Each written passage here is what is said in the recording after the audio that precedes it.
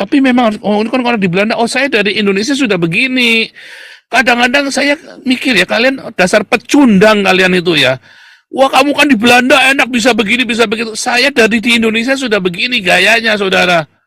Ya, ustadz saya samperin di Facebook saya ngomong. Memang saya main YouTube baru di sini karena dulu saya nggak tahu. Kalau dulu saya sudah ngerti cara main YouTube saya sudah lakukan dari dulu ya.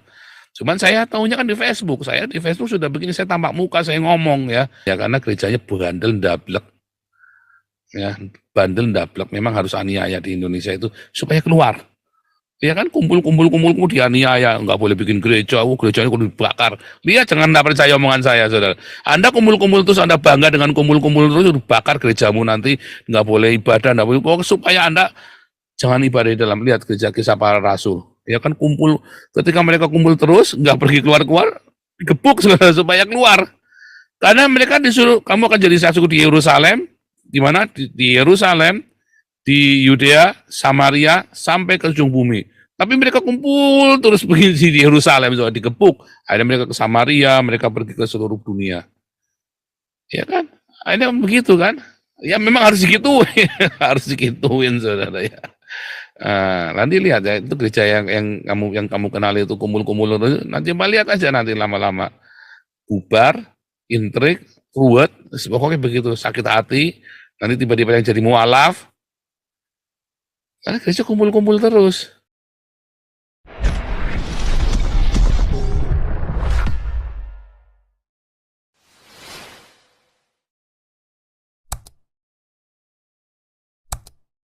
Gue pengen nanya, Pak Paul, begini, ini ada dua pertanyaan ya. Satu minggu ini Argo jumpa sama orang-orang Kristen ya. Sepertinya ada sesuatu yang aneh, Pak Paul. Begini, kalau kita membaca di firman Tuhan di Matius 28 ayat 19 dan Lukas 5 ayat 10 dan 1 Korintus 3 ayat 16 kan kita kan sebenarnya setiap orang Kristen diperintahkan Tuhan untuk memberitakan Injil tanpa kecuali ya, pribadi lepas pribadi. Nah, tapi yang Argo jumpa Pak Paul, mereka mengatakan bahwa lah itu kan tugas gereja. Gereja kan sudah mengutus misionarisnya untuk memberitakan Injil.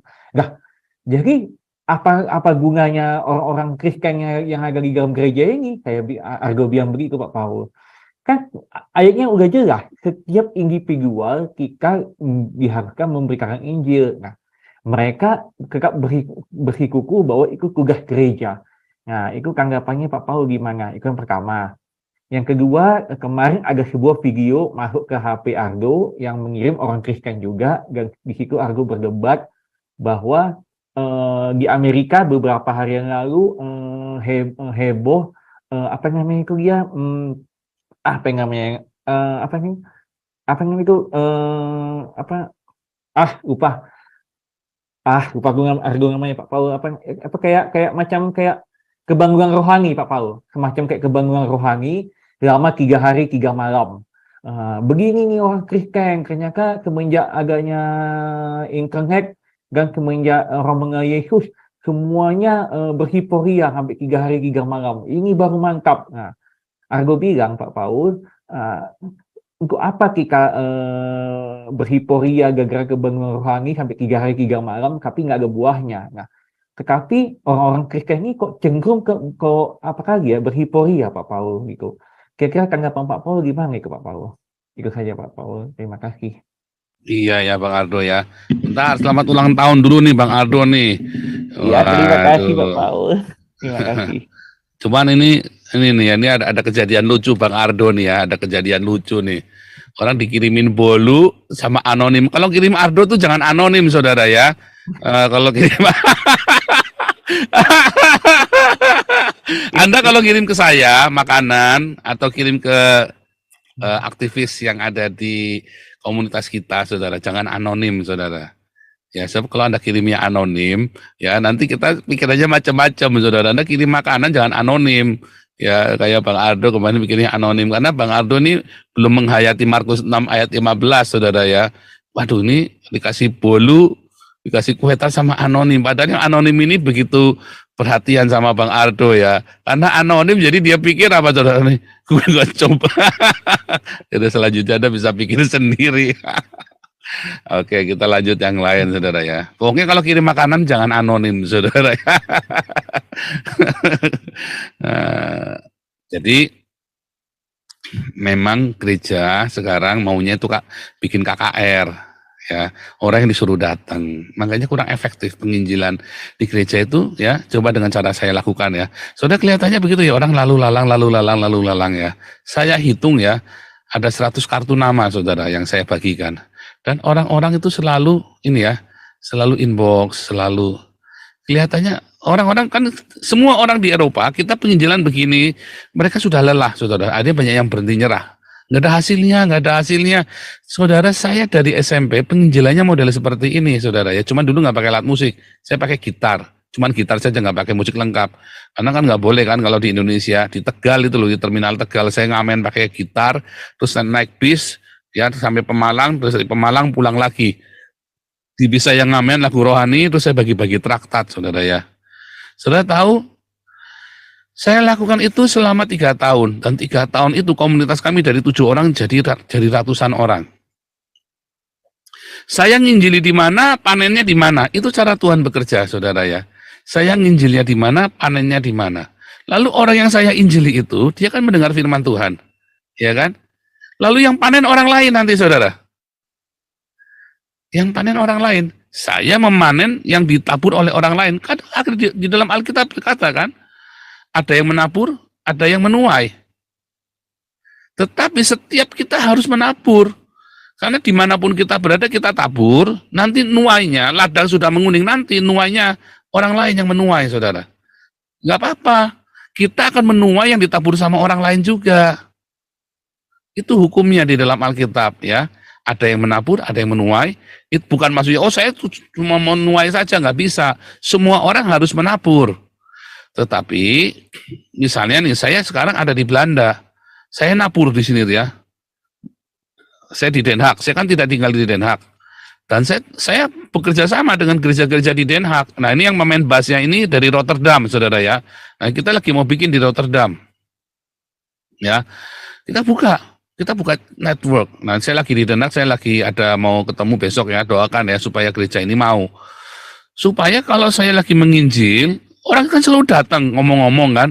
Lalu orang ini diarahkan kemana? Selalu tanya, Pak, gerejanya di mana? Saya tidak mau gegeran sama gereja, saudara. Tapi masalahnya gereja di Belanda ini kayak dagang. Nah itu tadi ya, gemes ya, saudara, ngajarinya hedonisme. Beberapa gereja enggak, tapi kebanyakan ngajarnya pamer-pameran harta pendetanya. Makin diberkati, masa kamu kolektornya cuma 20 euro? Coba lihat, saya pakai Versace. Anjrit nggak pendeta-pendeta begini? Nah, kalau yang kasusnya Ardo itu, ya menurut saya itu, ya sorry ya, itu gerejanya kelewatan. Ya, kok bangga kalau doa 3 hari 3 malam. Bikin doa 3 hari 3 malam itu gampang. Saya dulu sering bikin acara doa semalam suntuk, doa seminggu apa segala macam, bikin gitu tuh gampang. Ya, yang susah itu ya kalau kamu pergi ke camp, masuk injili ratusan orang dibaptis, kayak yang saya lakukan ini ya. Tiap saya penginjilan di jalan ini ya, kita buat bensin, kita habis kurang lebih 100 euro. Ya, kita buat kasih makan mereka kurang lebih 100 euro. Kita ada persembahan kasih, kita ada kasih makan, kita bikin tenda, bikin segala macam semua. Rata-rata kita minim habisnya 300 euro, saudara. Habisnya 300 euro. Ya kan? Kalau kita bikin 4 kali ya 1000 euro minimum, ya kan? Kalau bikinnya 4 kali. Kalau kita bikinnya 2 kali ya habis 600 euro. Apakah saya dibayar? Enggak, saudara. Enggak. Ada donatur, ada donasi yang kirim ke kios. Tapi kemarin ini ya, mudah-mudahan nanti mulai bulan Juni ya, kita sudah mulai bisa tampilkan rekening kita. Sekarang ini belum boleh karena dia dinasihati pokoknya semua dirapikan dulu baru boleh ditampilkan. Gitu ya, karena itu nanti akan menjadi pertanyaan bagi pemerintah Belanda. Jadi saya ini sedang konsultasi dengan bookholder namanya. Ada bookholder lagi bantu kita untuk mengatur semua keuangan dan laporan keuangannya harusnya bagaimana. Karena ini masalah pajak-pajak di sini tuh nggak mau tahu ya, ngeri saudara ya. Pajak di sini pokoknya adil sekali, ya adil sekali. Nah, makanya saya disuruh rapiin dulu. Nah, ya, jadi itulah sebabnya kita belum tampilkan ya saudara ya. Rekening ini kita belum tampilkan. Tapi nanti mulai bulan Juni mudah-mudahan ini semua selesai dan bisa diterima. Terus kita mulai tampilkan semuanya. Rutin kita tampilkan. Bahkan memang itu harusnya ada di website ya. Karena itu websitenya kita kan ANBI. ANBI itu ya adalah sebuah yayasan pemerintah ya. Jadi kita ini menjadi yayasan milik pemerintah, milik rakyat maksudnya, bukan pemerintah, milik rakyat. Itu saudara ya. Nah, harusnya gereja itu menabur, pergi keluar memberitakan Injil. Ya, pergi memberitakan Injil dengan berbagai macam cara. Misalnya ya, kalian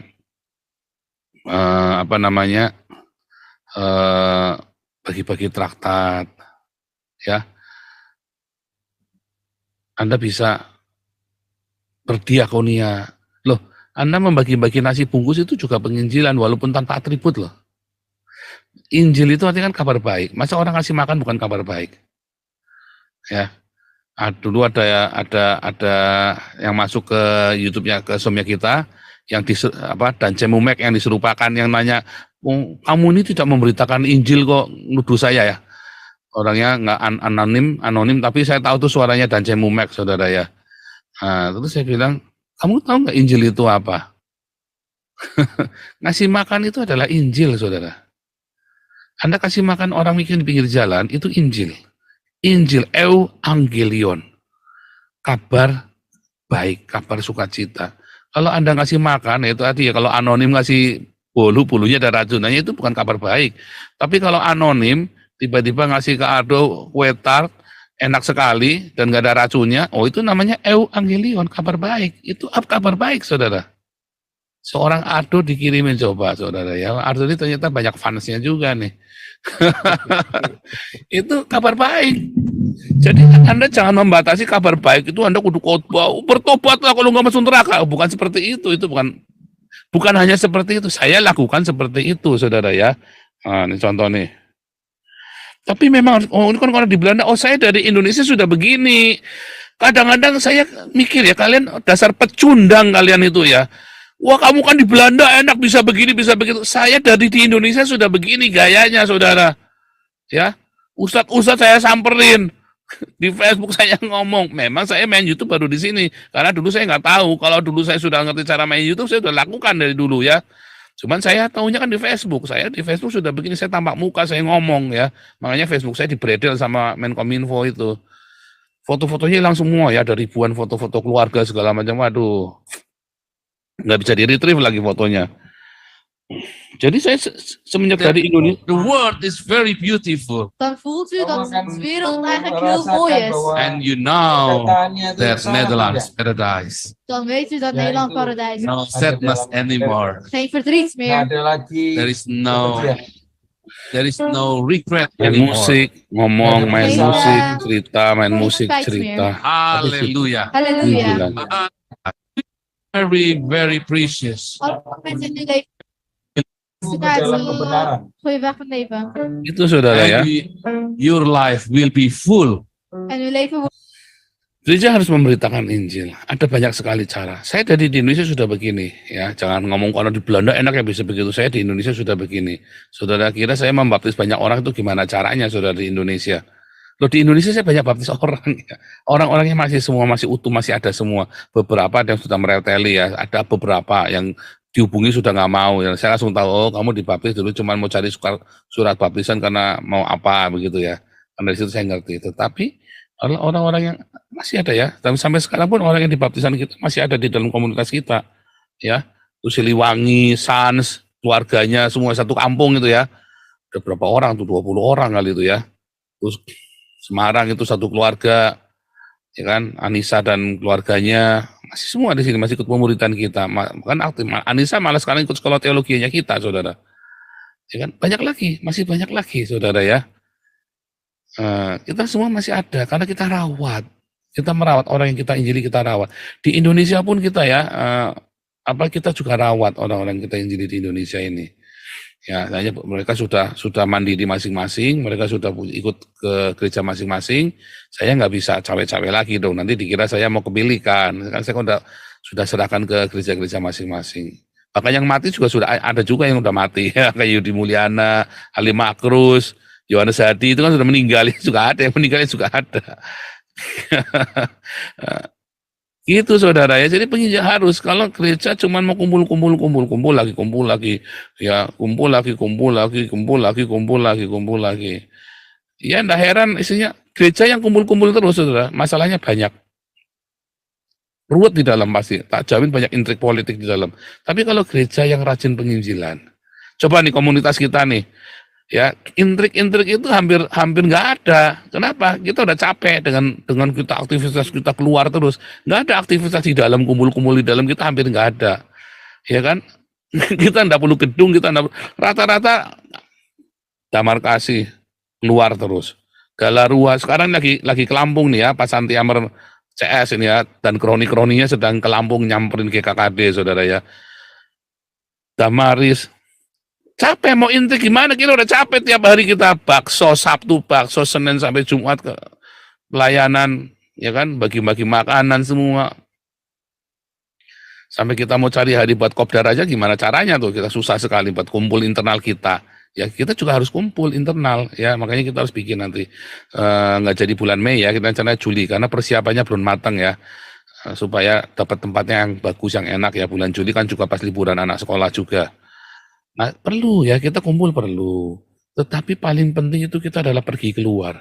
Kalau kumpul-kumpul terus nanti aniaya datang kayak di Yerusalem. Tapi masalahnya Indonesia memang harus aniaya karena gerejanya bandel ndablek.